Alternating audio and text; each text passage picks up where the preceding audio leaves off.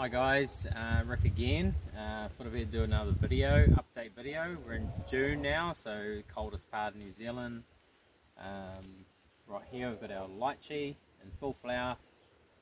It doesn't actually know it's cold months. They do a flush in June and they do one in spring. So even if these don't set, they're gonna hopefully set in next spring because it's really starting to produce a lot of flower buds. This is from a markot. Came from a friend in Kaitaia. He's got one fruiting up there, so it's good to have that. And here we've got a jackfruit. So far it's fine, no damage. We've had some cold weather, but I think this one's going to stick because we've done a few in the past and they haven't. Carry on through here. This is our yellow jaboticaba. It's got a lot of new growth, quite a lot longer than the standard Sabara and other varieties. They don't grow on the trunk of the tree, they grow on the stem, so they're different. Kai apple's doing really well, getting up to size. We've got a big oak leaf papaya up here. Oh, get through all the stuff.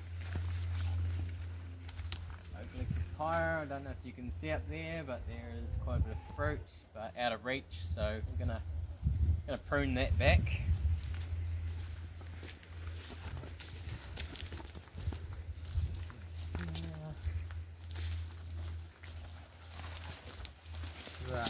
Gotiana is quite similar to the red mountain pawpaw. This is the female that's only got fruit. We've got a few males around the property. Yangmi, bayberry, some people call them. So it's quite lush. Our other one's quite small and we've actually lost one. They're quite hard to grow to start them off. Through here I've got mountain pawpaw. This one here is a Rainbow Valley pawpaw. So it produces quite a large fruit. It's a cross between the Babacchio and mountain pawpaw. So we've done a really good job. The flavour's way more superb than the standard mountain pawpaw. I'm just going to show you guys the stuff that is actually starting to flower even at this time of the year. Through here we have got a Yuvala, and I did see flowers. See, there's little flower buds. So it's actually produced for us this spring, but there is a second flush coming on, so it's a bigger one. And they're quite a tasty fruit. There's a lot of flowers on this tree. A bit of tomato leftovers. Here's our coffee. This is our biggest coffee tree in full flush. Had a lot of flowers. There's one berry here. There's one berry there. So they can fruit this time of the year. Hopefully this one holds some of its fruit. Choco's growing everywhere.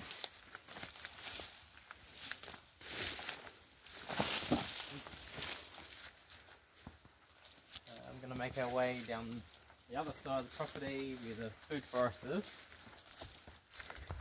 There's a Williams banana, Mons Murray, dwarf Cavendish, Mona Lisa, Goldfinger variety.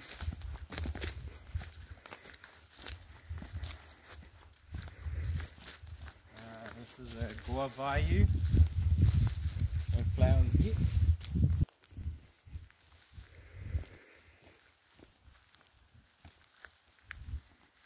Over here, we've got Buddha's hand, citrus. There's a few different weird. This one's a double hand. Oh, and I've just broken one off. So that's what they look like. They're a bit different. Here's our variegated red ginger. Got quite a bit of variegation in the leaf.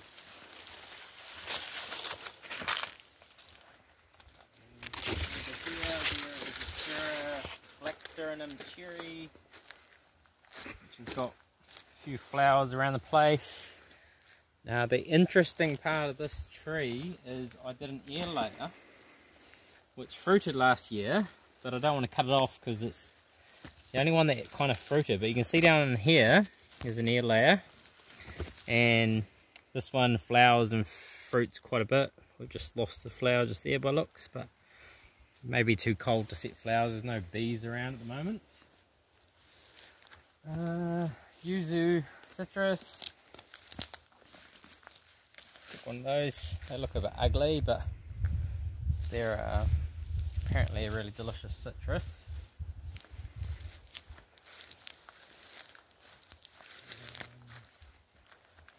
There's Lacuma, getting quite large now, so hopefully get some fruit on it soon. Basju banana, blue java, there's a few tamarillos we've planted around the property. They grow really well in between the bananas. White Sapoti or Casamaroa is in flower at the moment. This one was grown from seed from a friend from a really nice fruit that won't grow true from type, but it's a very vigorous tree. It was planted the same time as these grafted varieties up here. This one is a Max Golden, which is in fruit at the moment. There's quite a bit of fruit down inside it, or flowers. Hog Plum, which is a very attractive plant. Nice new purple leaves. Possums really like it, that's why the protection's on. We get quite bad possum damage up here.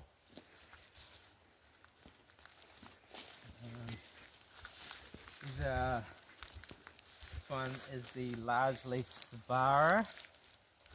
So no fruit yet. We've got an air layer here, trying to force flower like we did with the Black Suriname cherry. Hopefully, hopefully we get some early fruiting from that.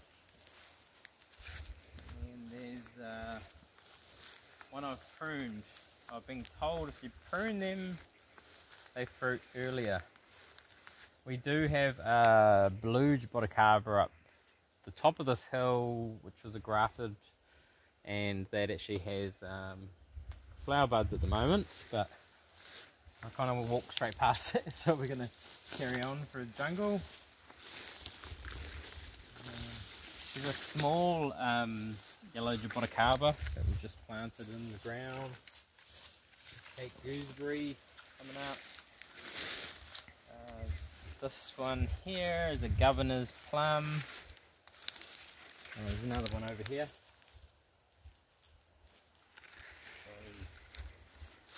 They seem to be alright in the winters in New Zealand.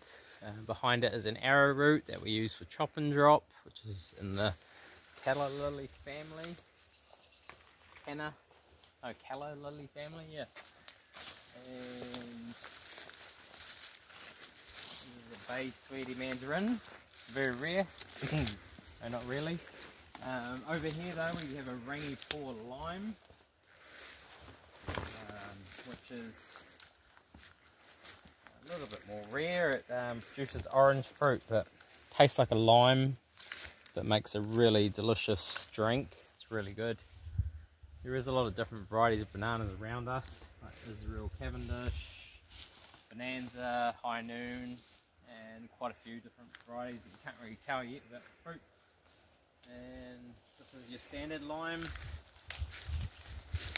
This is a Beer's lime, which is really heavy fruiting from cutting. These are Thai eggplants, which produce little tiny eggplants. They go really easy. So yeah, we're going to make our way through the forest. I have planted a lot of arrowroot around the place. I've uprooted quite a bit just to try and increase our chop and drop this year. We have got a lot of Dithonia, comfrey, This one here's a pigeon pea, which some people eat them like when they're black at that stage, or they eat them when they're green. But you can use them like a dull replacement when they've dried on the tree, or just eat them fresh. Yes, so I've tried to plant, so this is what you call Tithonia. So this is really good for chop and drop. It's a legume, it's very good for nitrogen fixing. Very good for making a lot of matter if you want to condition your soil so it produces a lot of nutrients. They're very high in nitrogen, which is what kind of gets plants really growing.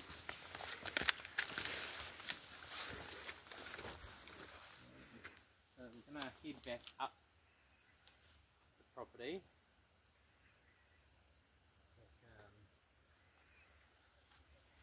Through the mess. We have got a lot of tobacco weed at the moment. Just one of those things, when you're growing a big area like this, you get a lot of random weeds coming up.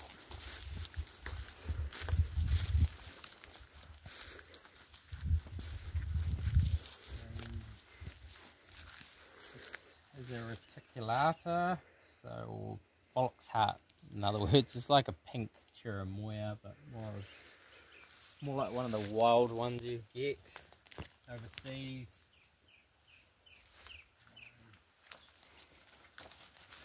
And yeah, a lot of the rare stuff's actually up top, but we're down here now, so we'll go through it all. Butterfly ginger and curry leaf tree over that way.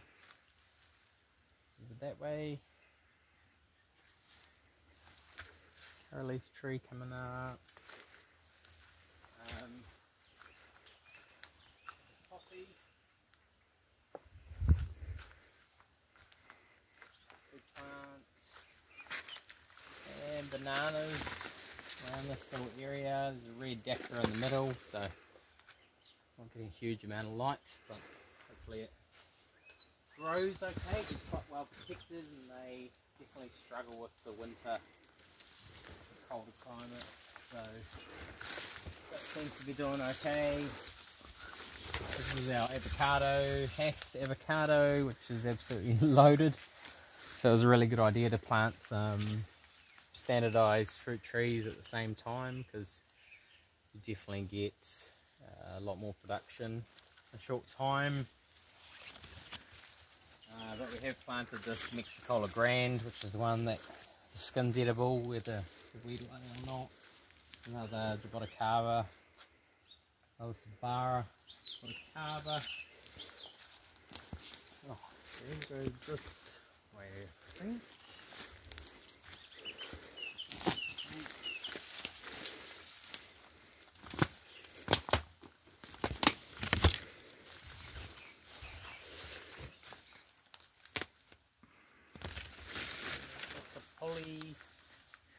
Holly cherry, which does fruit in Northland. Not as nice as your standard Stella cherry, but lupin. Oh, not lupin. This one. Yeah, this one's a Szechuan pepper, which all the peppercorns are kind of falling off at the moment. Probably should harvest those.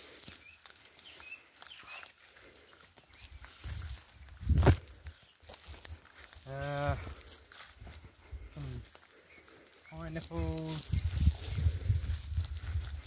I think there was a... Oh, there's a pineapple down here to look at. Not quite ready yet though. You can tell when they're ready because it's green under that leaf, and when that goes yellow, then you know they're ready to pick, and they start smelling really good. Well, that's a little rose apple, which gets quite bad in myrtle rust in New Zealand. Massive hedge of feijoas.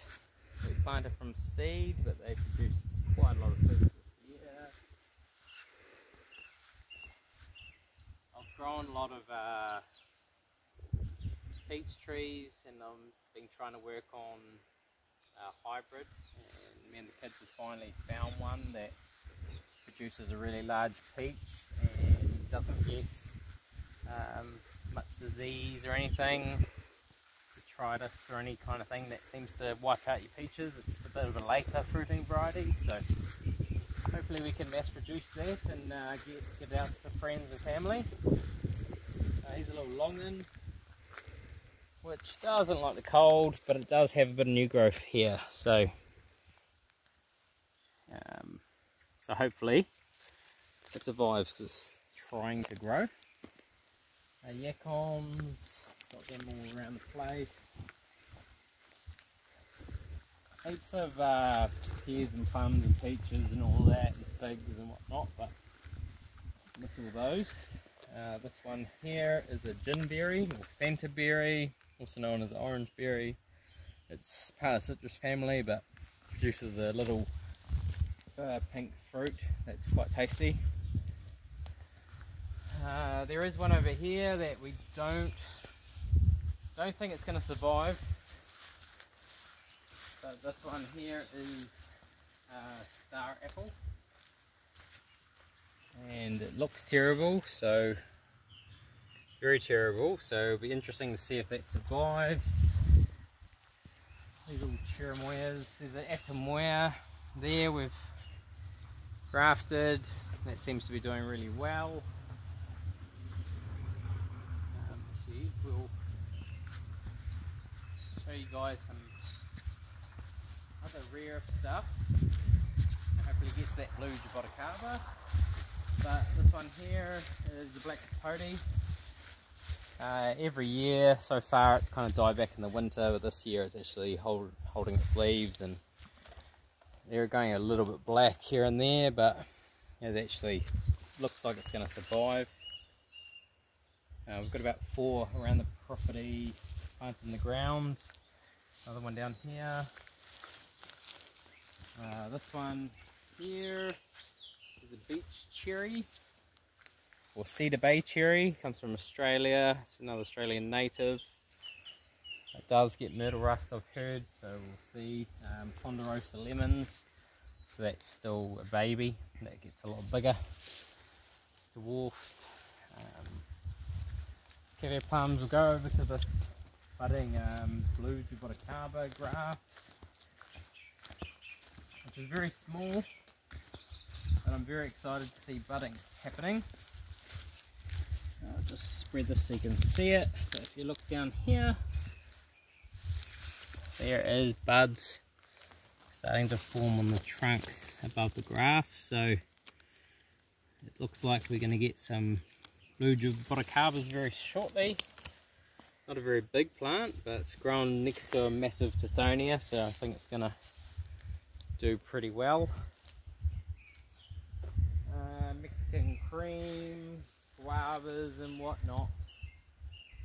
But I think we'll stop the video there because yeah, up top we've got some more rare stuff, but it's starting to rain now, so it's about a good time to call it quits. But thanks guys for watching, I really appreciate it, and catch you guys next time.